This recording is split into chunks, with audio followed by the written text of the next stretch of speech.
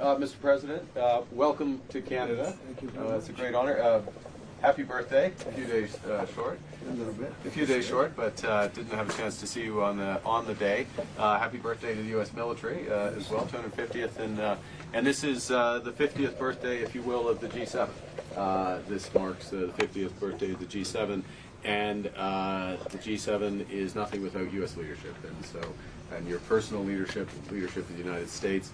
Many issues, geopolitics, economic, technology, and working hand in hand with the United States, Canada and the United States, and the other G7 partners with your leadership. I'm very much looking forward to the meeting. I'm grateful to have you. Thank you very much, Mark. I appreciate it, and we've developed a very good relationship, and we're going to be talking about trade and many other things.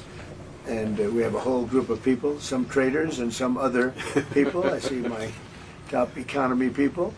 But we have a very talented group of people, and you do too, and I know they work together very well. I look forward to that. The G7 used to be the G8. Barack Obama and a person named Trudeau didn't want to have Russia in, and I would say that that was a mistake, because I think you wouldn't have a war right now if you had Russia in, and you wouldn't have a war right now if Trump were president 4 years ago. But it didn't work out that way. But it used to be the G8. And now it's, I guess, what's that, 9 years ago, 8 years ago, it switched over. They threw Russia out, which I claimed was a very big mistake. Even though I wasn't in politics then, I was very loud about it. It was a mistake in that you spend so much time talking about Russia, and he's no longer at the table, so it makes life more complicated. But you wouldn't have had the war. Other than that, I think we're going to accomplish a lot, and I expect to, and I think our primary focus will be trade and trade with Canada, and I'm sure we can work something out. Yeah, very good. Thank you very much. Yeah, so much. Thank you very much. Mr. President, holding up a deal with Canada? Say it. What is holding up a deal with Canada from your perspective? It's not so much holding up. I think we have different concepts. I have a tariff concept, and Mark has a different concept, which is something that some people like. But we're going to see if we can get to the bottom of it today. I'm a tariff person. I've always been a tariff. It's simple, it's easy, it's precise, and it just goes very quickly. And I think Mark has a more complex idea, but also very good. So we're going to look at both, and we're going to see what we're going to come out with something. Hopefully. Mr. President, do you think a deal is achievable within days, within weeks? Is there that kind of runway? Yeah, it's achievable. Both parties have to agree. Yeah, sure. Mr. President, have you heard any signals or seen any messages from intermediaries that Iran wishes to de-escalate the conflict? Yeah. What have you heard? What have you heard from the Iranians? They'd like to talk, but they should have done that before. I had 60 days, and they had 60 days, and on the 61st day, I said, we don't have a deal. They have to make a deal, and it's painful for both parties, but I'd say Iran is not winning this war, and they should talk, and they should talk immediately before it's too late. And what would you say, in your opinion, what would it take for the U.S. to get involved in this conflict militarily? I don't want to talk about that. And you mentioned Putin. Do you think that he should have a seat at the G7 today, that it should be the G8?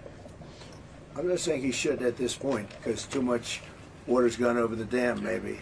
But it was a big mistake. Obama didn't want him, and the head of your country, the proud head of your country, didn't want him. This was a big mistake.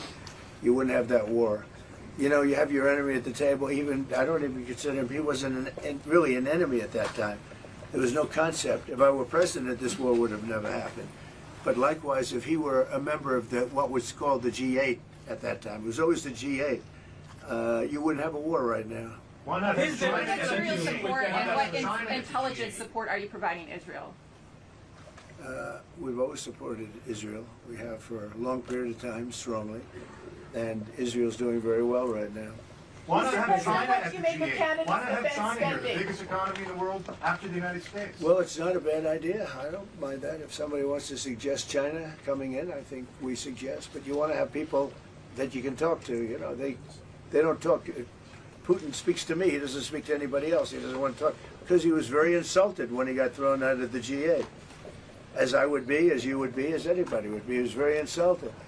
And I mean, he was thrown out by Trudeau, who convinced one or two people, along with Obama. He was thrown out, and he's not a happy person about it, I can tell you that. He basically doesn't even speak to the people that throw him out, and I agree with him. Well, on immigration, why are you ordering ICE to target Democratic inner cities? What's behind that? I don't know what you're saying. You did a post last night where you said you want ICE to really target Democratic. Yeah, I want them to focus on the cities, because the cities are where you really have what's called sanctuary cities, and that's where the people are. I look at New York, I look at Chicago. I mean, you got a really bad governor in Chicago and a bad mayor, but the governor's probably the worst in the country, Pritzker.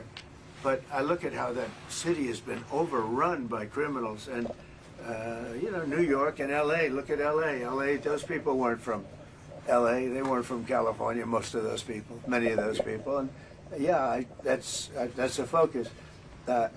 Biden allowed 21 million people to come into our country. Of that, vast numbers of those people were murderers, killers, people from gangs, people from jails. They emptied their jails out into the U.S. Most of those people are in the cities, all blue cities, all Democrat-run cities, and they think they're going to use them to vote. It's not going to happen.